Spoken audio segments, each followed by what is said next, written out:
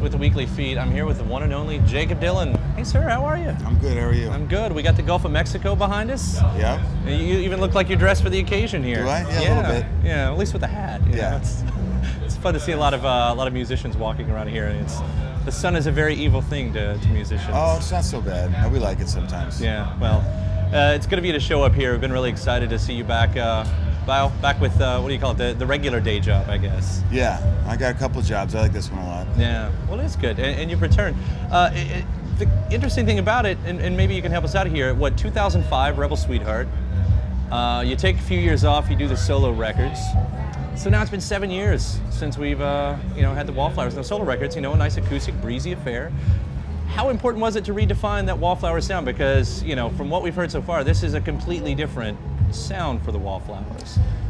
Well, I think it's just an extension of us. I like doing the solo records. There's a time and place for all of it, but it was time to get back to this. I think we all took our break, and we all learned to appreciate having a good band and how it's hard to make them as you get older. So it's it means enough to me and it means enough to the guys. It's worth revisiting now and hopefully always. Yeah. Well, we're grateful for it. All right. Did you know it was going to be this long of a break?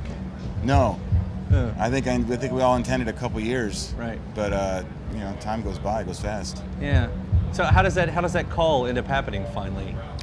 Well, actually, we all were in touch the whole time. Okay. We all were just busy. We all went and saw each other do other shows and other projects.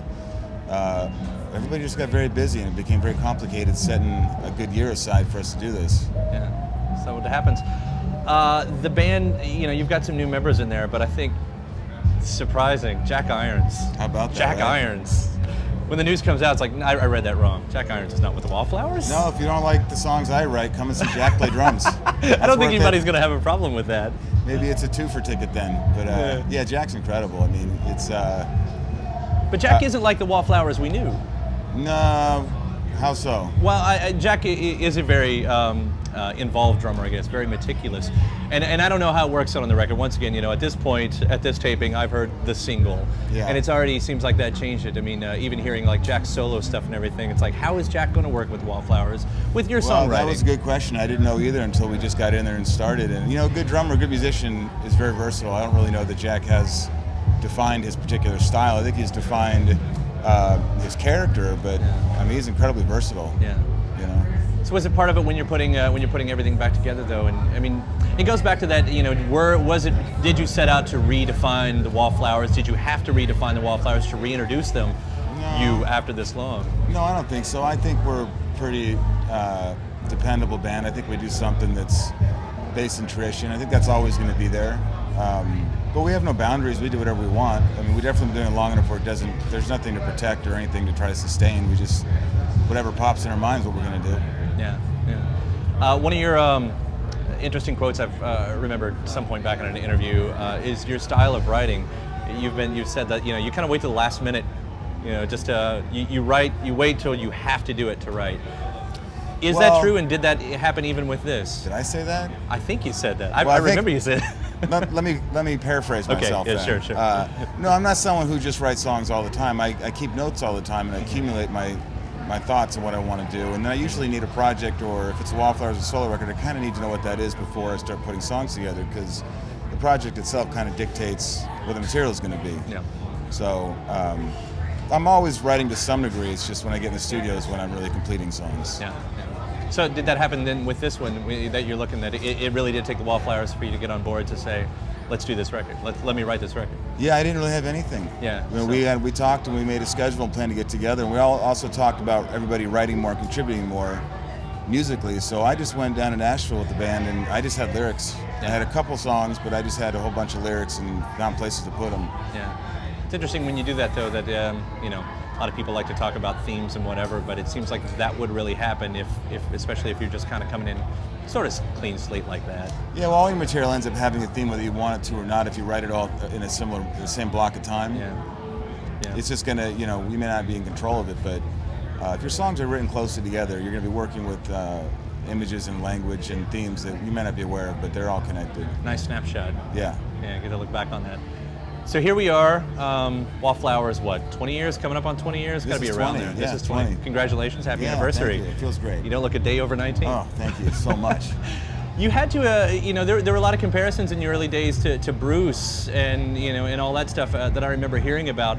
I see that still happening more, here we are at DeLuna Festival, Brian Fallon with Gaslight Anthem. Gaslight's problem now. Going through the same thing. And I feel like we even came through a decade where it was all just, oh, they have to sound like this and they sound like this and everything. Do you feel like you've really escaped that yourself? I don't know. I mean, the people they compared us to anyway I liked, so I was never, I wouldn't find that frustrating. But that's just a reference point for people to know and explain what it is they're talking about. But, you could do a lot worse than people comparing to Bruce Springsteen, right? Sure. But, yeah, that's Brian Fallon's problem now. Yeah, right. I hope he enjoys it. Yeah, right. Have fun. But it takes a while to get past. I mean, I couldn't actually explain what the Wallflowers sound like. Good American rock and roll. It's kind of one of those things. And how do you kind of say that? But how do I describe it? Well, I don't know how you would describe it. I'm glad I don't have to. I'm like the guys on the other end of the microphone, all the pens have to describe it. I just get to do it. It's lazy journalism. That's what that is. I think it's all fine, but I couldn't just, what we do is what we do, and I've never had to put a name on it. Well, you have been a nice connoisseur, though, of music throughout the decades, and we were just talking about the last decade having to be rehashed.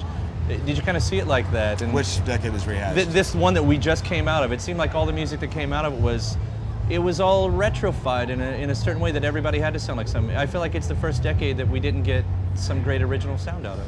Yeah, but people felt like that too in the 80s. They felt like that in this. Yeah, I think so. I mean, see, I mean, we could look back and see the Cure and this. Yeah, in hindsight, you'll always be able to say that. But everything is cyclical, and it takes about 20 years for nostalgia to come around and people to like things again. So, I mean, I don't disagree. But the stuff that came back around that was really popular this year was just based in tradition, and that's the good news. Mm-hmm.